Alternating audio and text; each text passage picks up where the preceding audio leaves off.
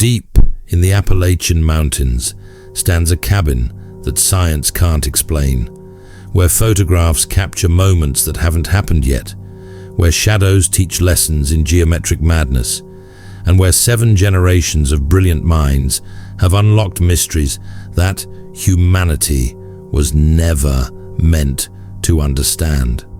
Dr. Eleanor Wright thought she was investigating her grandmother's disappearance, but as her own brain scans reveal impossible patterns, she realizes she's not the investigator. She's the final experiment.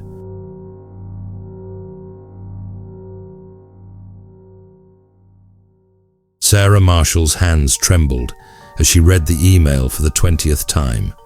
Final notice of foreclosure. 3 years of writer's block had drained her savings, and her publisher's deadline loomed like a guillotine blade. When the listing for the remote cabin appeared in her inbox, price slashed 70% for a quick sale. It felt like divine intervention. The realtor's forced smile and trembling hands should have been her first warning. "Quite a bargain for a remote writing retreat, Ms. Marshall," he'd said, words tumbling out too quickly. "Previous owners left rather suddenly, but their loss is your gain. Just sign here, please." He'd practically thrown the keys at her before rushing to his car, tires spitting gravel as he fled. Now, standing before the cabin in the gathering dusk, Sarah felt the weight of her desperation.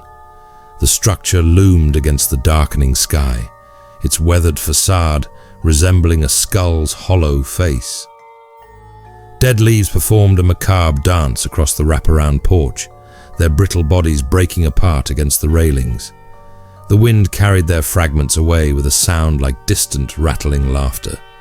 The key felt unnaturally cold against her palm. As she approached the door, a crow launched itself from the eaves, its wings nearly brushing her face.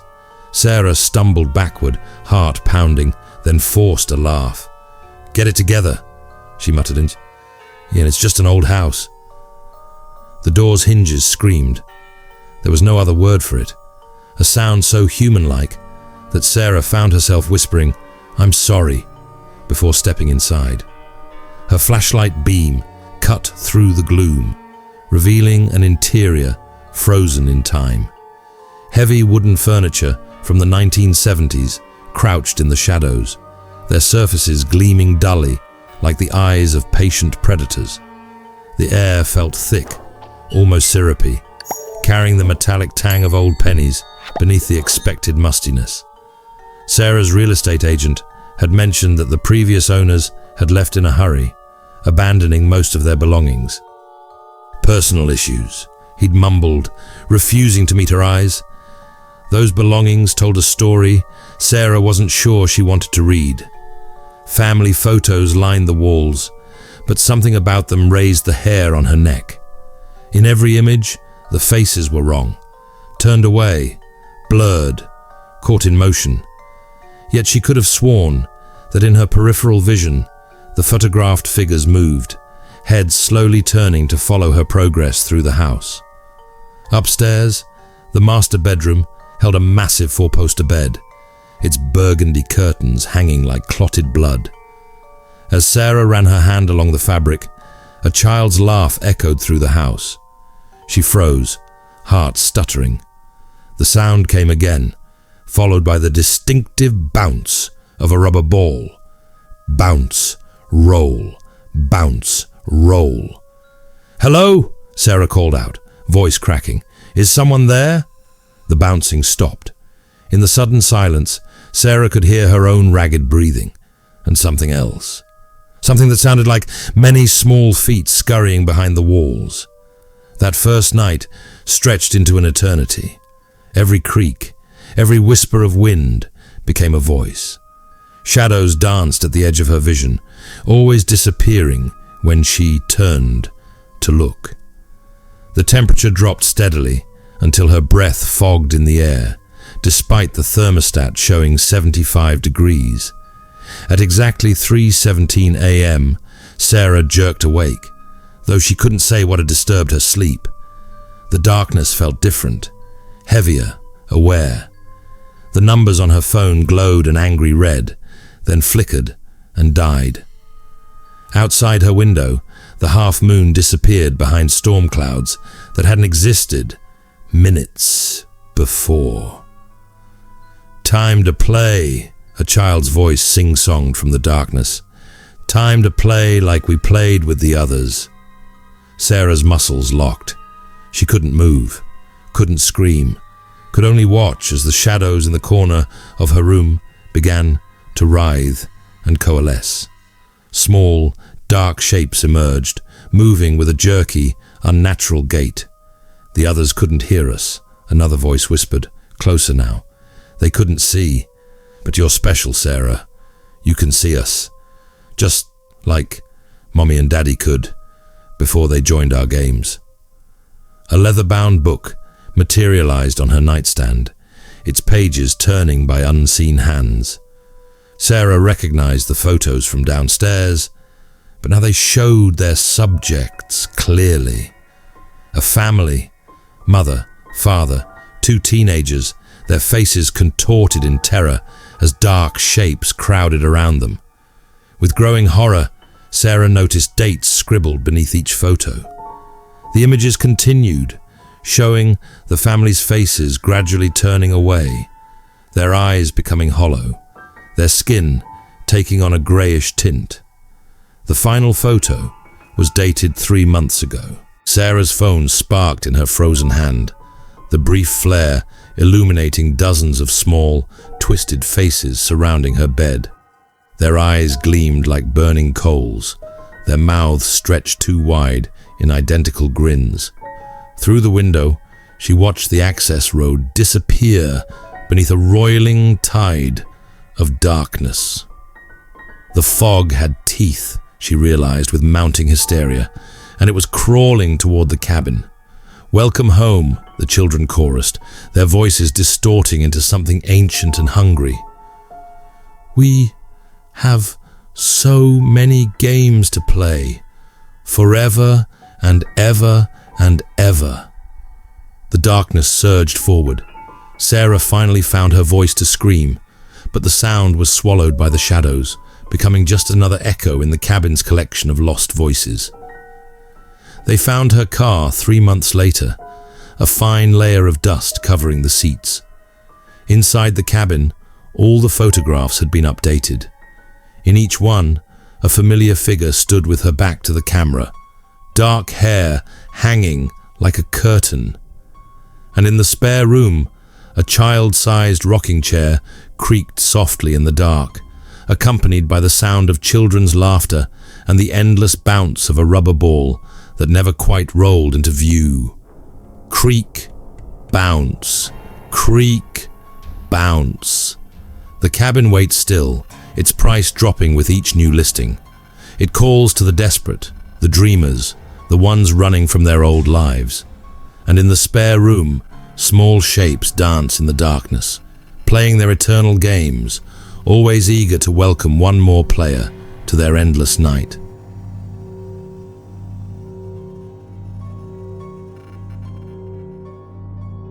Dr. Emma Chen's hands trembled as she reviewed the seismological data for the 3rd time.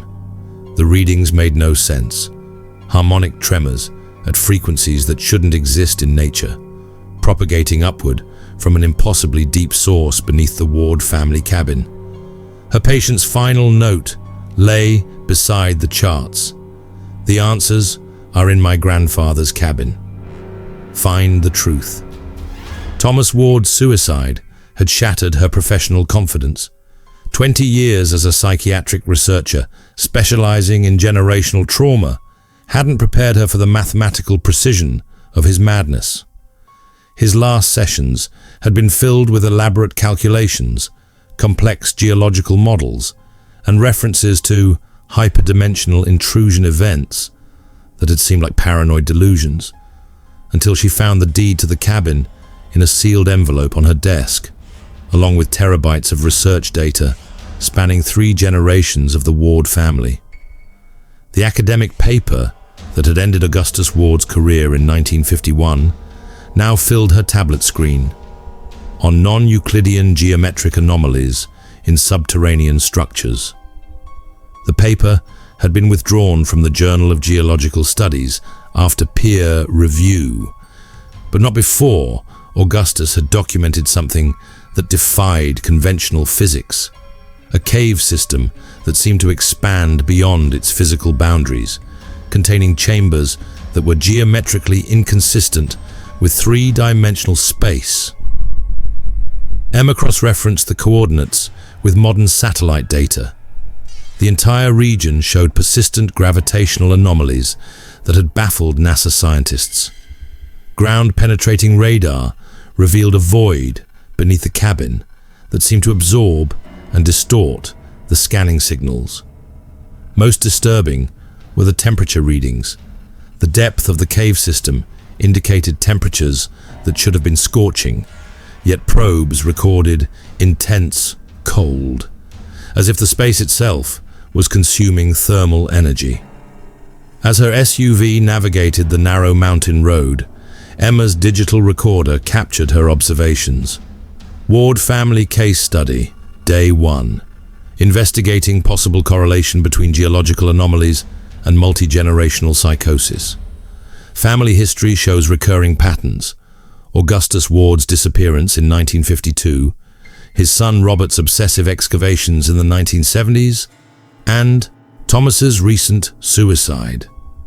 Each generation reported similar symptoms: temporal displacement, non-Euclidean visual phenomena, and an overwhelming compulsion to dig deeper. The GPS failed exactly where Thomas's notes said it would, at the boundary of what his calculations called a probability distortion field. Emma activated the quantum magnetometer she'd borrowed from the university's physics department. The readings immediately spiked off the scale, the device's display showing cascading errors as it tried to process whatever it was detecting. The cabin emerged from the winter twilight, like a mathematical impossibility made wood and stone. Emma's architect friend had reviewed the blueprints and declared them wrong. Angles that shouldn't support weight, rooms that overlapped in impossible ways, and a foundation that seemed to fold in on itself. Generations of wards had modified the structure, each addition following some mad geometric principle that only they could perceive. The front steps were worn unevenly, but not in any pattern consistent with normal use. Emma's instruments showed that each step existed in a slightly different temporal frame, aging at different rates. The key felt like liquid nitrogen in her hand, yet left burns on her palm that formed perfect fractal patterns. Inside, the cabin defied mundane physics. Rooms seemed to shift when viewed from different angles. Mirrors reflected spaces that couldn't exist, and windows showed vistas that contradicted each other. The air itself felt charged with potential energy, setting off cascading alarms on her monitoring equipment. The living room walls documented the Ward family's descent into enlightened madness. Photographs spanning decades showed the progressive transformation in their eyes, a growing awareness of something beyond normal human perception. Augustus's geological surveys gave way to complex topological equations. His son Robert's architectural modifications were annotated with references to non-Euclidean load-bearing angles and hyperspatial support structures.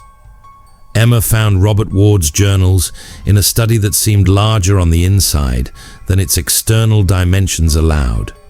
The entries documented his attempts to understand his father's discoveries through the lens of theoretical physics. "The cave system isn't simply a void," he wrote. "It's a point of intersection between our reality and something vastly older. Each measurement we take changes its properties, as if it's learning from our observations." Thomas's research expanded on his father's work, incorporating quantum mechanics and theoretical mathematics. His calculations suggested that the cave system was actually a four-dimensional projection of a much larger structure, one that extended backward through time and outward through possibilities that human minds couldn't grasp. As night fell, the cabin's impossible geometry became more pronounced. Corridors stretched into darkness that no light could penetrate. Doors opened onto the same room from different time periods simultaneously. Emma's quantum magnetometer recorded particles moving backward through time, and her thermal imaging showed heat flowing from cold areas to hot in violation of thermodynamic laws. The basement door opened onto a spiral staircase that seemed to descend forever. Each level down revealed a different era of Ward family research. Augustus's original survey equipment stood beside Robert's more sophisticated tools, leading finally to Thomas's modern sensors, all still running, all recording data that implied the presence of something that shouldn't exist. Emma found Thomas's body in what he'd called the primary observation chamber, though calling it a chamber felt like an insult to geometry. The space curved in ways that hurt to perceive, its walls covered in equations that seemed to move when viewed directly. Thomas sat at a desk made of angles that didn't add up to 360 degrees, his perfectly preserved corpse still recording readings from the nightmare void beyond. The real horror wasn't the vast aperture in the chamber's far wall, though its edges pulsed with colors that had no business in our light spectrum. The true terror came from the wall of monitors showing live feeds from other wards throughout history. Augustus taking his first samples, Robert measuring cosmic radiation, Thomas in his final moments. And there was Emma herself, watching the monitors, caught in a temporal loop that had already happened, was happening, would always happen. As her mind struggled to process the recursion, she understood why Thomas had chosen her as his heir. Her research into generational trauma had touched on something fundamental about reality itself, the way patterns echoed through time, the way understanding could be inherited like genetic code. The wards hadn't gone mad. They'd achieved a kind of brutal sanity that normal human consciousness couldn't sustain. The thing in the void stirred. Emma felt its attention like a physical weight, an intelligence vast and cold as the space between galaxies. It had been waiting, she realized, not just for her, but for every version of her across all possible timelines. The wards had never been error searchers studying a phenomenon. They had been an experiment themselves, carefully cultivated across generations to produce minds capable of comprehending the incomprehensible. Thomas's corpse spoke with the voice of centuries. The pattern completes itself. The observer becomes the observed. The circle closes. On the monitors, Emma watched herself make the same discovery across countless iterations. Each version of her reached for the research notes, compelled to document one final insight before understanding shattered their sanity. As her own hand moved toward the notebook, she saw her reflection in the darkened screen, her eyes already showing that familiar Ward family enlightenment. The quantum magnetometer's final readings suggested a massive gravitational event, as if something impossibly ancient was rising from the void. But by then, Emma had already begun writing her own equations on the wall, adding her observations to the generational legacy of the Ward family's great work. They found her car 6 months later, its GPS showing coordinates that didn't exist on any map. The cabin remained, its impossible architecture a monument to human minds grappling with forces beyond their comprehension. In the basement observatory, Emma's notes joined the research of 3 generations of wards, their combined work forming a mathematical proof of humanity's cosmic insignificance. The cabin still stands, though it exists simultaneously across multiple probability states. Sometimes, researchers investigating gravitational anomalies detect complex harmonic patterns emanating from the site, patterns that match human brainwave frequencies. Those who investigate too closely begin to see the world differently, their minds opening to geometries that shouldn't exist. Deep beneath the shifting foundations, in a chamber that exists outside conventional space-time, the entity the wards discovered continues its patient observation of human consciousness. Emma Chen's body sits at her inherited desk, perfectly preserved, still recording data as the void beyond pulses with impossible colors. Her final notes, written in a hand that grew increasingly precise as her human limitations fell away, begin. We were wrong about the nature of generational trauma. It's not a flaw in human psychology. It's an evolutionary mechanism for comprehending truths our species wasn't meant to understand. And in the quantum shadows beneath reality's thin veneer, something vast and patient continues its millennial experiment, watching as understanding spreads like a contagion through time and blood and mathematics, waiting for the moment when human consciousness finally evolves enough to perceive its true nature. After all, as Emma wrote in her last coherent moment, the greatest horror isn't that we're being observed, it's that we're finally becoming capable of observing back.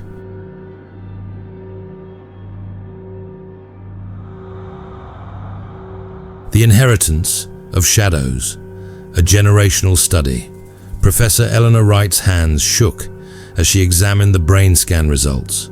The patterns of neural activity in her own MRI exactly matched the anomalous readings found in her grandmother's research subjects.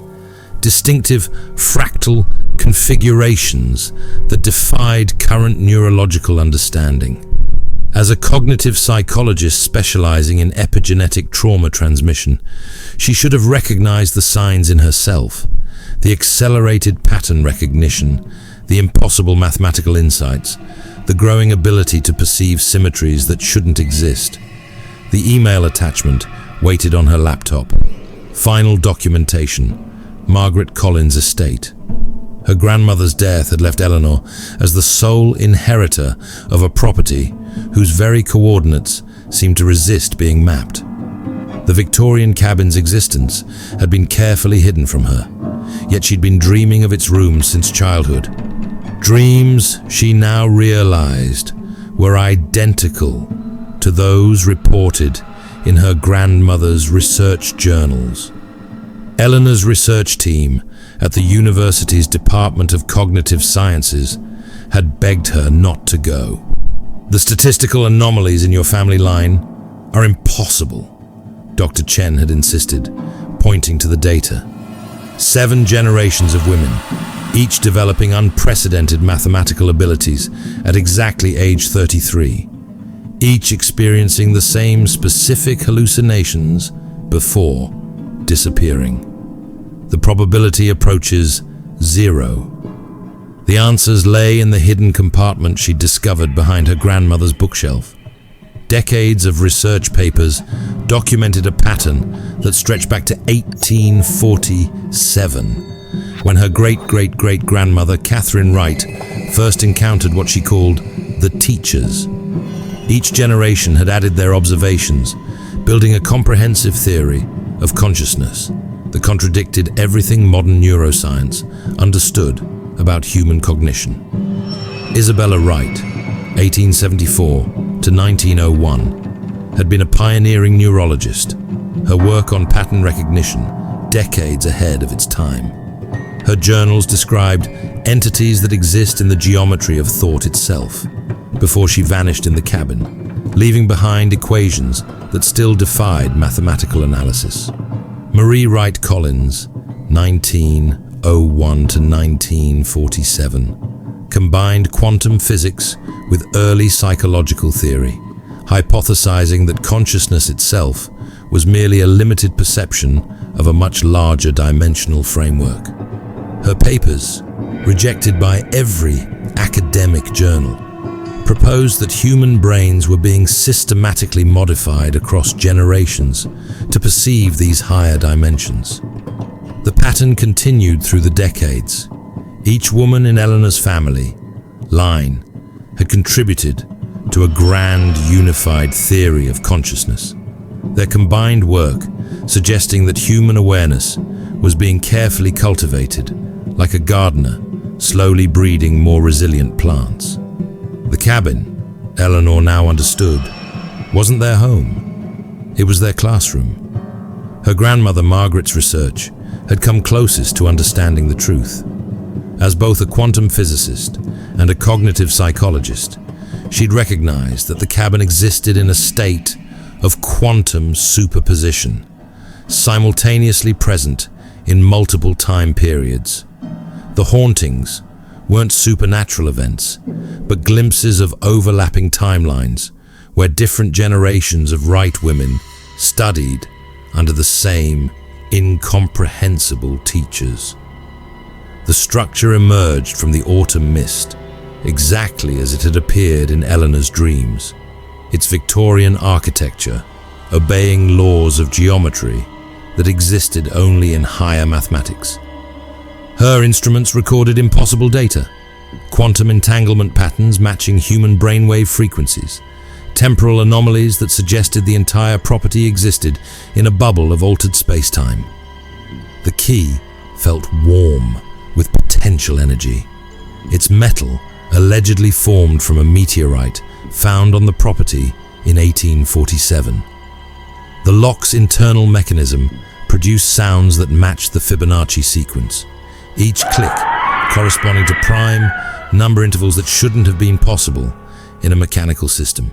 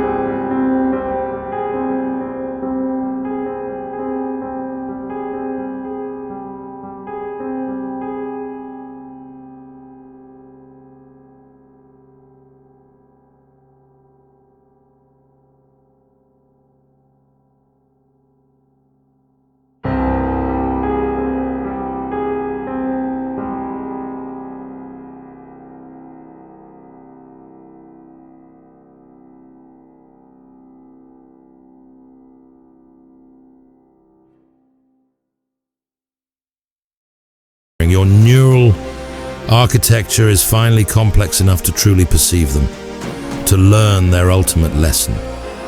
The shadows in the room coalesced into shapes that her evolved mind could finally interpret.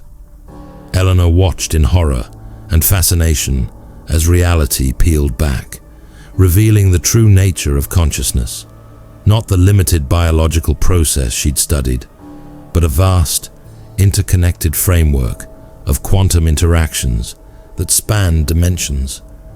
The entities emerged from these geometric impossibilities, their forms representing mathematical proofs that rewrote the laws of physics. "Welcome, final student," they communicated directly into her enhanced neural pathways.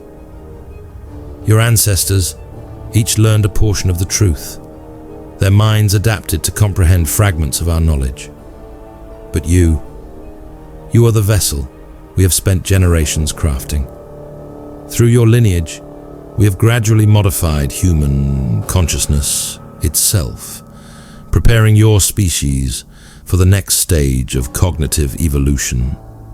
The shadows reached for her with appendages made of pure theory, each touch rewriting her neural pathways to accommodate impossible knowledge. Eleanor tried to scream, but the sound emerged as a complex mathematical equation. Her consciousness expanded exponentially as 7 generations of carefully cultivated genetic potential activated simultaneously. In her last moments of human awareness, Eleanor understood the true scope of her family's participation in an experiment spanning centuries. The cabin wasn't haunted by ghosts, but by entities so vast and ancient that humanity had evolved the concept of supernatural horror simply to comprehend their existence. They were teachers of a knowledge so fundamental it required generations of neural evolution to even begin perceiving it.